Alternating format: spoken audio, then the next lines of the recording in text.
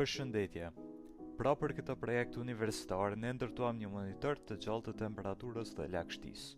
Qëllimi, të shohim një sistem duke reaguar në kohë reale, janë ndarja, çfarë përdorëm, sa kushtoi dhe si funksionon.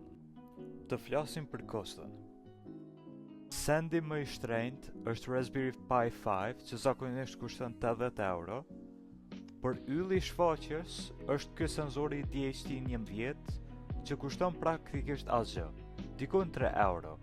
Shtoni një breadboard dhe disa tela lidhës për ndoshta 5 euro, dhe kjo është vërtet e tëra për hardware-in unik. Dhe ky është instalimi elektrik në të cilën kemi përdorur 3 kabla. E kuqja në 3.3 volt për energji elektrike. E gjelbërta në GPIO 4, kjo është linja e të dhënave, lidhja më e rëndësishme. Ndërsa të zezën e kemi përdorur për tokëzim. I vendosëm të gjithat në breadboard dhe ana e hardware-it u krye për 2 minuta. Në anën softverike, në Raspberry Pi ne po ekzekutojmë versionin e fundit të Ubuntus.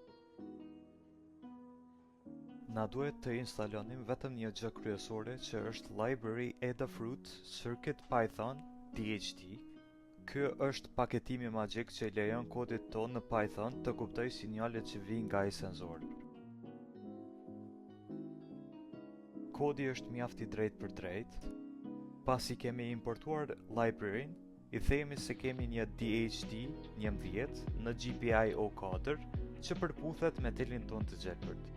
Dhe pastaj ekzekutojmë një loop të thjeshtë. Ai lexon sensorin, shtyp temperaturën dhe lagështinë në ekran, pret 2 sekonda dhe e bën përsëri. I gjithë skripti është prafërsisht 20 rreshta. Dhe ja, mund të shikojmë ndryshimin e numrave.